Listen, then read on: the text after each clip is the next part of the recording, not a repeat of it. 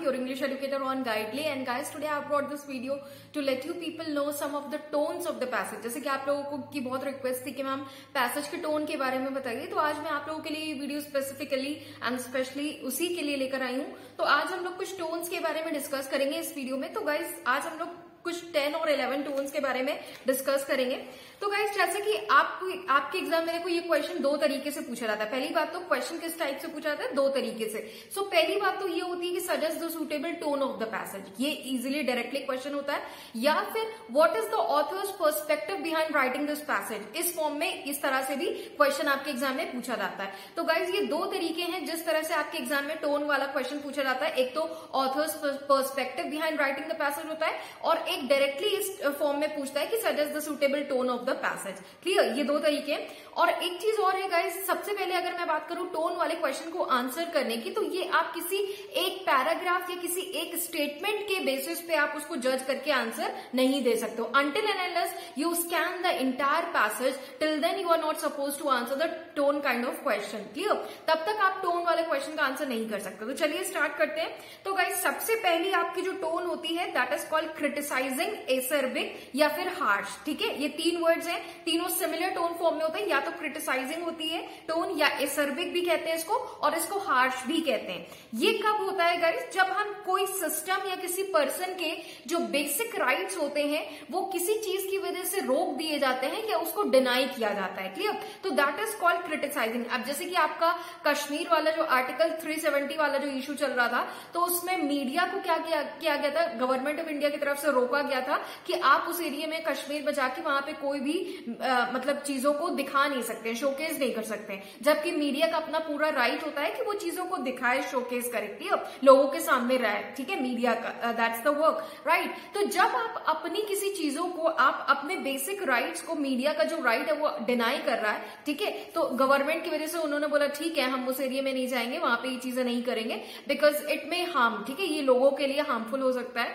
तो जब इस लेवल पे बात आ जाती है गाइस, तो उसको हम बोलते हैं क्रिटिसाइजिंग। ठीक है, वो क्रिटिसाइज करना होता है, या एसर्बिक या हार्श होता है। नंबर सेकंड है गाइस आप लोगों की बायस्ड। बायस्ड टोन क्या होती है, जब हम किसी भी मैटर पे एक तरफा बातों को करते हैं, या हम सिर्फ एक तरफा बातों को पढ़ते हैं या सोचते हैं या देखते हैं, किसी नजरिए से, हम दो नजरिए से नहीं देखते हैं। क्लियर, तो गाइस आपको पता है ना, there is a flip side of the coin के दो साइड्स होते हैं। लेकिन जब हम किसी चीज के किसी मुद्दे पे सिर्फ और सिर्फ एक साइड को कंसीडर करते हैं और उसके बेसिस पे कोई डिसीजन लेते हैं या कोई रिजल्ट या आउटपुट देते हैं, तो दैट इज कॉल्ड बायस्ड। वो आपकी जो टोन होती है वो बायस्ड होती है। कई बार आप पैराग्राफ में ऐसा पढ़ोगे ना कि सिर्फ और सिर्फ एक तरफा चीजें आपको दिखाई जाती हैं और सिर्फ एक तरफा बातें आप पढ़ते हो पैराग्राफ में, दूसरे तरफ की क्या बातें हैं, दूसरे तरफ का क्या मुद्दा है वो आपको नहीं बताया जाता है, या वो आपके सामने शोकेस नहीं किया जाता है, उसको हाईलाइट नहीं किया जाता है। सिर्फ हाईलाइट उतना ही किया जाता है जितना लोगों के अपने मतलब का होता है। कई बार ऐसा होता है ना, आपके अपने मतलब का जितना होता है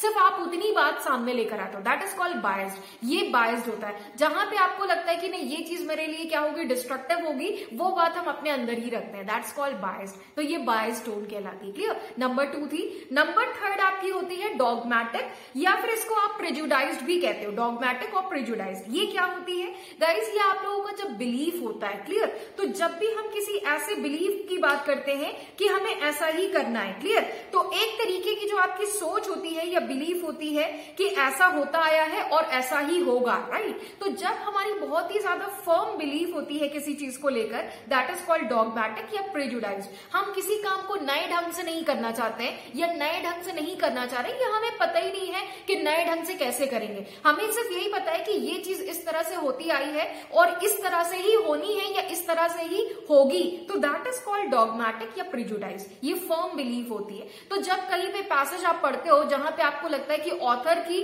फर्म बिलीफ को शो कर रहा है कि ऑथर ने सिर्फ यही बताया कि ऐसा होता है, ऐसा ट्रेंड चलता आया है और बिल्कुल वैसा ही आगे भी होगा, ये चीज है, तो दैट इज कॉल्ड डॉगमैटिक या फिर प्रेजुडाइज्ड है। क्लियर, आई होप आपको समझ आया है। आगे नेक्स्ट टोन है आपकी एथिकल। एथिकल क्या होता है गाइस, जब भी हम कहीं पे कॉर्पोरेट रिलेशंस की बात करते हैं, क्लियर, तो जब भी किसी पैराग्राफ में आप देखते हो कॉर्पोरेट रिलेशंस की बात करता है, आपस में कंट्रीज में कोई रिलेशनशिप की बात कर रहा है, बाइलेटरल ट्राइलेटरल रिलेशनशिप की बात कर रहे हैं, कोऑर्डिनेशन कोऑपरेशन की बात हो रही है, कॉर्पोरेट रिलेशंस की बात हो रही है, क्लियर, जिससे कि हम ग्रोथ की बात बात करें, ठीक है, आपस में दो कंट्रीज के हम कोऑर्डिनेशन की बात कर रहे हैं, सपोर्ट की बात कर रहे हैं, जिससे कि दोनों कंट्री की इकोनॉमिक ग्रोथ होगी, दोनों कंट्री के लिए बेनिफिशियल होगा।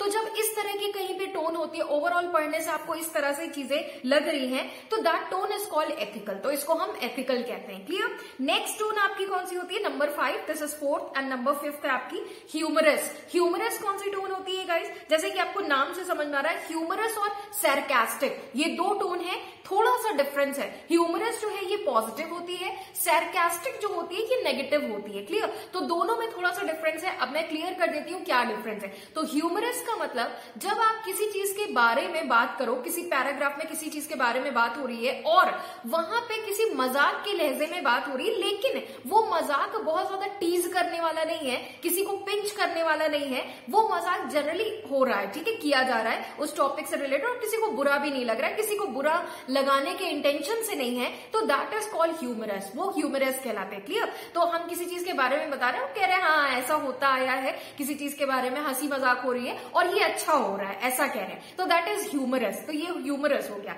इसी का दूसरा साइड हो गया, ऑन द फ्लिप साइड अगर मैं बात करूं तो दूसरी टोन है आपकी सैरकास्टिक, इसी की तरह दूसरे ऑपोजिट साइड। तो सैरकास्टिक क्या है? सैरकास्टिक भी आप बात करते हो लेकिन आप किसी को चुभने वाली बात कर रहे हो, एक थोड़ा सा मजाक के लहजे में, तो दैट इज कॉल्ड सैरकास्टिक। क्लियर। कि किसी को कोई बात मतलब लग जा रही है और आप उसको मजाक के लहजे में, मतलब उसका बोलते हो ना आपकी भरी महफिल में किसी का मजाक बना देना, वो वाली जो चीज होती है, तो दैट इज कॉल्ड, उसको हम बोलते हैं सैरकास्टिक। क्लियर। कि जब हम किसी का मजाक बनाने के मजाक का पात्र बना देना किसी को, आप बोल सकते हो ये, तो दैट इज कॉल्ड सैरकास्टिक। जैसे कि आप कह सकते हो कि मोदी जी ने लास्ट ईयर जब आपका कोविड आया था इंडिया में, तो बोला था कि ताली बजाने के लिए, थाली पीटने के लिए, तो that was a sarcastic thing. Clear. ये आप कह सकते हो ना, लोगों ने काफी मजाक बनाया था उस चीज का कि इससे वायरस भाग जाएगा, ऐसा था। तो स्टार्टिंग में जब ये चीज हुई थी तो मोदी जी की इस डिसीजन को लेकर लोग बहुत ज्यादा सैरकास्टिक थे। तो आई होप अब आप रिलेट कर सकते हो, अब आपको चीजें क्लियर हो रही है। क्लियर। तो ये डिफरेंस है ह्यूमरस और सैरकास्टिक में। अगला है गाइस आपका नेक्स्ट नंबर 6 है आपका इंट्रोस्पेक्टिव। इंट्रोस्पेक्टिव क्या होता है गाइस? जब आप किसी चीज के बारे में क्वेश्चन पूछते हो। क्लियर। सपोज आपका पैराग्राफ आप पढ़ रहे हो किसी हेल्थ सेक्टर के बारे में, या फिर इंडिया में कोविड सिचुएशन जो चल रही है, जो भी हम प्रिकॉशंस ले रहे हैं, इज इट सेफ, हम खुद से ही पूछ रहे हैं कि क्या ये सेफ है। तो जब भी हम किसी चीज के बारे में एक्सप्लेनेटरी फॉर्म में बात कर रहे हैं, लेकिन हम बीच बीच में खुद से ही सवाल खड़े कर रहे हैं उसके सामने to make it more clear, तो उसको हम बोलते हैं इंट्रोस्पेक्टिव। क्लियर। कि हमारे इंडिया में कोविड-19 फिर से राइज कर रहा है, आपका नया वेरिएंट आया ओमिक्रॉन, तो जो भी हम प्रिकॉशंस ले रहे हैं, क्या ये सेफ है, इज इट सेफ, क्या लगता है सेफ है, तो देखो क्वेश्चन पुट अप कर रहा है। ठीक है। तो जहां भी आप आर्टिकल पढ़ते हो और आप पढ़ रहे हो कि आर्टिकल के मिडिल में कहीं पे क्वेश्चंस पुट अप किए जा रहे हैं, तो इट मींस वो टोन कैसी है? इंट्रोस्पेक्टिव है। क्लियर। क्वेश्चन पुट अप करना।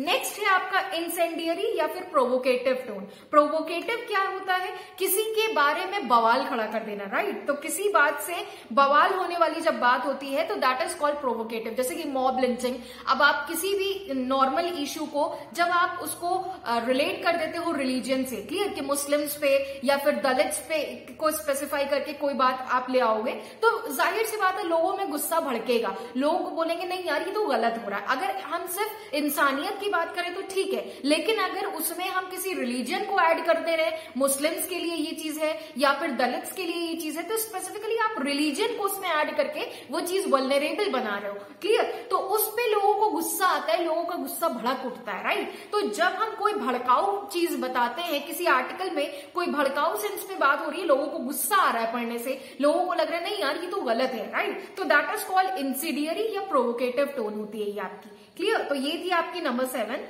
नंबर 8 है गाइस आपकी लॉडेटरी। लॉडेटरी या इसको आप बोल सकते हो प्रेज वर्दी। क्लियर। इसका मतलब क्या होता है? किसी अच्छी चीज को क्या करना, उसको प्रेज देना, रिस्पेक्ट देना। सपोज आपके इंडिया में अभी अगर मैं रिसेंट की बात करूं तो आप देखते हो मोबाइल पर से कॉल डायल करते हो ना, तो आता है ना कि नमस्कार आपके इंडिया ने इतने करोड़ वैक्सीन का टारगेट अचीव कर लिया। तो ये क्या है? हमारे इंडिया के लिए एक लॉडेटरी बात है, एक अच्छी बात है कि हमारे इंडिया ने इतने करोड़, इतने अरब करोड़ का टारगेट पूरा किया है। हमारे इंडिया में इतने अरब करोड़ लोगों को दोनों डोजेस कोविड-19 की वैक्सीन लग गई है। ठीक है। तो ये हमारे लिए एक लॉडेटरी बात है, ये हमारे लिए प्रेज वर्दी बात है। तो अगर हम किसी चीज के बारे में अच्छे बारे में बताते हैं, उसको हम प्रेज देते हैं कि काफी अच्छी बात हुई है, काफी अच्छा हुआ है, तो दैट इज कॉल्ड लॉडेटरी या फिर प्रेज वर्दी। क्लियर? तो कभी आप आर्टिकल में जैसे कि सपोज हेल्थ केयर सेक्टर के बारे में पढ़ते हो, कई बार ऐसा होता है ना कि सपोज इंडिया के हेल्थ केयर सेक्टर के बारे में बताया जा रहा है, इट इज वेल फर्निश्ड और आपका robust strong health care system, इस तरह से करके कोई आर्टिकल है, तो मतलब हमारे इंडिया के हेल्थ केयर सेक्टर की तारीफ की जा रही है। ठीक है, तो वो टोन कैसी हो गई? पैसेज अगर इस तरह से रिलेट कर रहा है तो इट मींस वहां पे आपकी लॉडेटरी या प्रेसवर्दी टोन है। क्लियर है? इसके बाद नंबर 9 है आपकी पॉपुलिस्ट। पॉपुलिस्ट कौन सी टोन होती है गाइस? बहुत अच्छी, जब आप एक तरह से बात कर सकते हो सोशल वर्क की, जो आपका वल्नरेबल सेक्टर है, सेक्शन है सोसाइटी का, the vulnerable, the weaker section of the society, the under privilege. तो जो अंडर प्रिविलेज वीकर सेक्शन है, जो वल्नरेबल सेक्शन है आपकी सोसाइटी का, तो जब उनके वेलफेयर के लिए सरकार की तरफ से कोई पॉलिसी आती है या फिर बीइंग अ कॉमन मैन आप कुछ करते हो, तो दैट इज कॉल्ड पॉपुलिस्ट। अगर उसके बारे में कहीं पैराग्राफ आप पढ़ते हो तो that is called a populist tone. तो वो हमारी पॉपुलिस्ट टोन कहलाती है। जैसे कि फॉर एग्जांपल आज आपने कोई आर्टिकल पढ़ा, इंडिया के हेल्थ केयर सेक्टर से रिलेटेड था, तो इंडिया में कोई स्कीम लॉन्च की गई है specially for the under privilege people, specially for the weaker section of the society, कि उनको बिल्कुल कम रेट पे इलाज दिया जाएगा, फ्री में ट्रीटमेंट किया जाएगा, या इस तरह से करके उनका एक कार्ड बनाया गया। बीपीएल सेक्टर जो है उनका एक कार्ड बनाएगी सरकार, और उस कार्ड पे अगर वो लेके जाते हैं तो कई हॉस्पिटल में उनका फ्री इलाज किया जाएगा। इस तरह से करके कोई आर्टिकल आप पढ़ रहे हो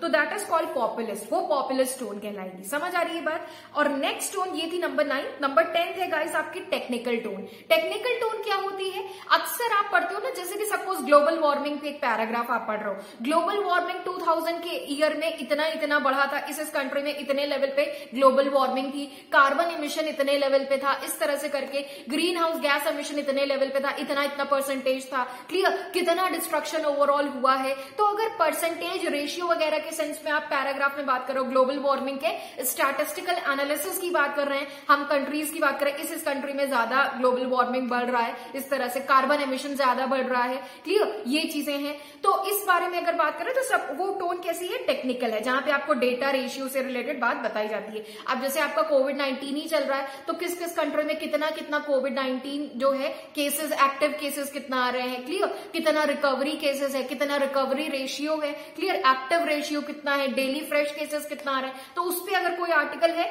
तो ये आर्टिकल क्या हो जाएगा? ये टेक्निकल आपका टोन हो जाएगा। Clear? Last but not the least guys 11th number की टोन है आपका हाइपोक्रिटिकल। हाइपोक्रिटिकल क्या होती है? Double standard. तो डबल स्टैंडर्ड का मतलब क्या हुआ? जैसे कि फॉर एग्जाम्पल आप आज एक पैसेज पढ़ रहे थे, क्लियर, विमेन एम्पावरमेंट पे बेस्ड था, तो विमेन एम्पावरमेंट पे बेस्ड आप बात कर रहे थे, आप एक पैसेज पढ़ रहे थे विमेन एम्पावरमेंट के बारे में, वहां पे एक इंसान के बारे में बताया जा रहा था जो कि विमेन एम्पावरमेंट के बारे में बहुत ज्यादा बातें करता है, लेकिन वो इंसान अपनी विमेन को बहुत अच्छे से ट्रीट नहीं करता है। तो फिर ये क्या हुआ? ये डबल स्टैंडर्ड ही तो हुआ कि आप जिस चीज की बात लोगों में बता रहे हो, आप खुद ही उस चीज को फॉलो नहीं कर रहे हो, तो ये क्या होती है? ये हाइपोक्रिटिकल होती है। क्लियर? बहुत सारे लोगों का ऐसा नेचर होता है कि आप लोगों को, आप बोलते हैं ना, लोगों को ज्ञान बांटते हैं लेकिन खुद उस चीज को फॉलो नहीं करते हैं। तो जो भी चीज हम लोगों को बता रहे हैं लेकिन खुद हम वो फॉलो नहीं कर रहे हैं, वो अच्छी बात हम लोगों को बता रहे हैं कि नहीं ऐसा करना चाहिए, ये अच्छा होता है, लेकिन खुद उसको फॉलो नहीं कर रहे हैं, तो दैट इज कॉल्ड हाइपोक्रिटिकल। तो गाइज ये थी आपकी 11 टोन्स अब पैसेज में।